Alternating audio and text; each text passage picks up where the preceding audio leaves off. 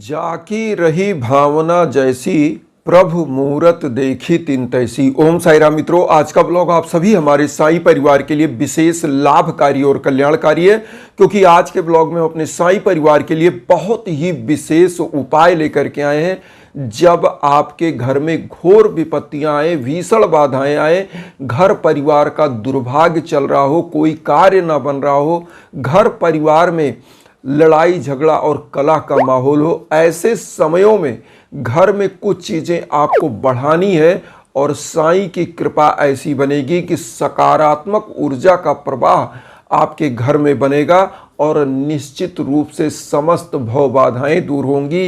यश कीर्ति पद प्रतिष्ठा आपको प्राप्त होगी और सौभाग्य सदैव आपके साथ चलेगा।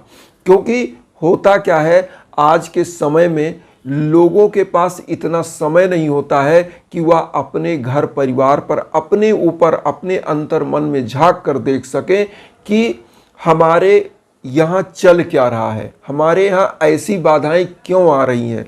होता क्या है मैं आपको बता दूं। देखिए, हमारे यहाँ जब घर बनाया जाता है तो घर में वास्तुशास्त्र के अनुसार एक मंदिर बनाई जाती है। जितने भी हमारे हिंदू परंपरा के लोग हैं, उन सभी लोगों के घरों में एक छोटी सी मंदिर जरूर होती है। मंदिर आपके घर में जो है, वो मंदिर करती क्या है, आपके घर में सकारात्मक ऊर्जा के प्रवाह को बढ़ाने के लिए वह मंदिर बनाई जाती है। और जब आप उस मंदिर में, अपने घर की मंदिर में डेली रोज पूजा पाठ करते हैं, धूप दीप अगरबत्ती जलाते हैं, तो होता क्या है, आपके घर के कोने कोने से नकारात्मक ऊर्जा निकल जाती है और घर में सकारात्मक ऊर्जा का प्रवाह बढ़ने लगता है। ऐसे समयों में होता क्या है कि आपके घर में जो भी नकारात्मक ऊर्जा है, चाहे वह घर में कलह का वातावरण हो, चाहे रोग दोष कलेश विकार हो घर में, वह सब दूर होने लगता है, आपका मार्ग प्रशस्त हो जाता है। ऐसे समयों में जब आपके घर में विपत्ति बहुत ज़्यादा आ रही हो, आपके घर में लड़ाई झगड़ा, आपको बाहर भी कोई सफलता नहीं मिल रही है, नौकरी जॉब में प्रमोशन नहीं मिल रहा है, बाहर लड़ाई झगड़ा मुकदमा हो जा रहा है, ऐसे समयों में आपको पूजा पाठ बढ़ा देना चाहिए, सदैव प्रभु को याद करना चाहिए। क्योंकि आपके घर में यह सब होता क्या है, आप समझिए क्यों होता है। इसका कारण है कि जब आप अपने घर में वास्तु के अनुसार आपने घर तो बना लिया, बहुत सुंदर सा सजा लिया, मंदिर भी सुंदर सी बना दी, लेकिन होता क्या है कि एन केन प्रकारेण कभी आप एक बार अगरबत्ती जला दिया तो जला दिया, 10 दिन में एक बार जब मन आया तो जला दिया। ऐसे समयों में आपके घर में क्या होती है, निगेटिविटी बैठती है।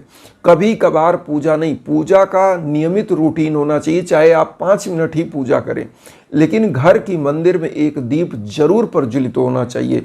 एक लोटा जल रखिए, चरणामृत बाबा प्रभु को, जिस भी भगवान की, साईं बाबा या और आराध्य देवों की पूजा करते हैं, भोग लगाइए, चरणामृत घर परिवार में बांटिए और उनकी आरती का गान जरूर करें।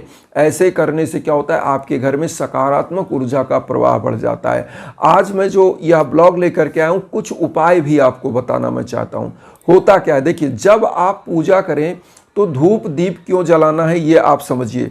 देखिए, हमारे यहाँ कहा जाता है ना, दीपो ज्योति परब्रह्म दीपो ज्योति जनार्दना, मतलब दीप परब्रह्म का रूप है और भगवान जो ब्रह्मा विष्णु महेश उनका रूप है। और दीप क्या करती है, आपके घर में सकारात्मक ऊर्जा को लाती है।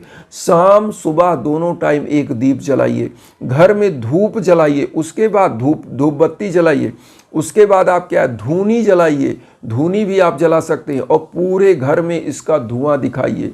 दीप जो जलाइए, इसका ज्योति पूरे घर में दिखाइए। होता क्या, जिस प्रकार से यह ज्योति का उजाला होता है, इसी प्रकार से जब गुरु तत्व को इस कलयुग में आप आवाहित करते हो तो आपके घर में ज्ञान का प्रवाह बढ़ता है। और जब ज्ञान का प्रवाह बढ़ता है तो होता क्या है, ज्ञान के प्रवाह के बढ़ने से अज्ञान रूपी अंधकार छटता है, घर परिवार में एकता समरसता सद्भाव आता है और परिवार निरंतर आगे जाता है। तो यहाँ पर आपको करना क्या है, धूप दीप अगरबत्ती जलाना है और पूरे घर में दिखाना। एक लोटा जल जरूर पूजा में रखिए। ये क्यों रखा जाता है, इसका विधान मैं आपको बता दूं। वरुण देवता होते हैं जल के स्वामी, और जहाँ पर लोटे में पात्र में जल भरा हुआ होता है, उसमें तुलसी दल पड़ा हुआ होता है, तो ऐसे जगहों पर होता क्या, भगवान को जब भोग लगाते हैं तो उनको जल भी देना चाहिए। जब आप भोजन करते हो तो आपको जल चाहिए, इसी प्रकार से भगवान को जब भोग लगाते तो जल चाहिए। और द्रव्य जब पात्र में भरा होता है तो ऐसे जगहों पे क्या होता है कि धन लक्ष्मी आकर्षित होती है, और धन लक्ष्मी के आकर्षण से क्या होता है, आपके घर की निर्धनता समाप्त होती है। ऐसे जल को क्या करें, प्रभु के सम्मुख थोड़ा सा अर्पित करिए और फिर इस जल को पूरे घर में छिड़किए और सभी लोगों को चरणामृत के रूप में इस जल को दीजिए। इस जल को देने से क्या होता है, आपको आरोग्य प्रदान होता है, आरोग्य प्राप्त होता है। होता क्या है कि आपके अगर शरीर में कोई भी व्याधियां हैं तो वह मिटने लगती हैं। तुलसी दल जरूर होना चाहिए किसी भी भोग में और किसी भी जल में। आप जो जल का भोग लगा रहे हैं उसमें तुलसी का दल होना चाहिए। डेली के भोग में आप मिश्री किशमिश लगा सकते हैं। इसका जब लोग खाना खाने से पहले प्रभु के प्रसाद का जो है ग्रहण करते हैं, तो जब शरीर में पहला प्रसाद प्रभु का जाता है, आपके इष्ट देव का जाता है, तो शरीर स्वस्थ होता है, तन मन स्वस्थ होता है। और मन जब स्वस्थ होता है तो विचार अच्छे होते हैं, और विचार अच्छे होते हैं, आपकी सोच अच्छी होती है, तो आपकी दिशा दशा सही हो जाती है। तो यहाँ पर सबसे बड़ी चीज़ होती है कि आप लोगों को अपने घर में जब भी विपत्तियाँ आएँ तो धैर्य के साथ पूजा पाठ बढ़ाना चाहिए, प्रभु के श्री चरणों में जाना चाहिए। और एन केन प्रकारेण पूजा नहीं करनी चाहिए कि आज कष्ट आया तो आज करें। आप एक समभाव में पूजा करें। समभाव मतलब चाहे आप सुख में हैं चाहे आप दुख में हैं, प्रभु को हमेशा आवाहित करिए। जिस प्रकार से अपने माता पिता पुत्र पुत्री को आप मानते हैं, या आप किसी के बेटे हैं या आप किसी के पिता हैं माता हैं, तो जिस प्रकार से प्यार उसमें है अपने परिवार में, इसी प्रकार से प्यार भगवान में होना चाहिए। क्योंकि सच्ची श्रद्धा और सबूरी के वशीभूत ही भगवान होते हैं, प्रभु होते हैं, साईं होते हैं। और साईं की कृपा ऐसी होती है कि मैं आपको बता दूं कि बाबा का जो सबसे बड़ा स्वरूप आप जानते हैं, गुरु का स्वरूप है। बाबा ने अपने कर्तव्यों के माध्यम से, अपने किए गए कार्यों के माध्यम से लोगों को मैसेज दिया। मैसेज किस रूप में, गरीबों दिन दुखियों के वह हमेशा हिमायती रहे। रोगी उनके पास आते थे, वो क्या करते थे, ऊदी देते थे। उनको जो भिक्षा मांग कर लाते थे उसका खिचड़ी बनाकर लोगों को खिलाते थे। तो बाबा ने क्या, इसका मैसेज क्या है कि अगर आप 10 रुपये कमा रहे हैं तो 1 रुपये आप क्या करिए, उसका दशांश दान करिए, गरीबों दिन दुखियों को दान करिए। अगर आपके यहाँ 1 कुंटल चावल होता है आपके खेत में, तो आप उसमें से क्या करिए, 1 किलो चावल ही, 2 किलो 10 किलो चावल, जो भी आपकी सामर्थ्य है, आप उसको क्या करिए, गरीबों दिन दुखियों को दीजिए। जब आप किसी भी पूंजी से या किसी भी अन्न के राशियों से थोड़ा सा दान करते हैं, तो जितना आपके पास बचता है वो जितना आपने दान किया उसका लाख गुना आपको प्राप्त होता है। और साईं के निमित्त जो दान करता है, अगर 1 दान करता है तो लाखों आपको मिलता है। क्योंकि आपके ही भरोसे यह पूरी सृष्टि है, हम सभी के भरोसे। कैसे, जब एक पंछी है, आपने अन्न उपजाया, आपने खेतों में बीज बोया, और आपके खेत से चुन के गई, तो वह आपने किया और आपने नहीं किया, आपको प्रभु ने कराया। वो आपसे अन्न पाई। आपके घर में लोग चिड़ियों को दाना दिए तो वो प्रभु ने कराया, लेकिन आपने दिया। निमित्त आप हो सकते हैं, माध्यम हो सकते हैं, कराता कौन है, प्रभु कराता है। गरीब दिन दुखी है, जो थोड़ा सा गरीब हैं, जिनके पास कोई वंचित है हर चीज़ से, उनको आपने दिया, कराया तो प्रभु ने, लेकिन आप निमित्त हैं, आप माध्यम से हैं, कर आप रहे हैं। लेकिन घमंड नहीं होना चाहिए कि मैं कर रहा हूँ, आप कुछ नहीं कर रहे हैं, आप केवल माध्यम है। करा रहा है वह परमपिता परमेश्वर, और परमपिता परमेश्वर ही आपके अंदर विराजमान है।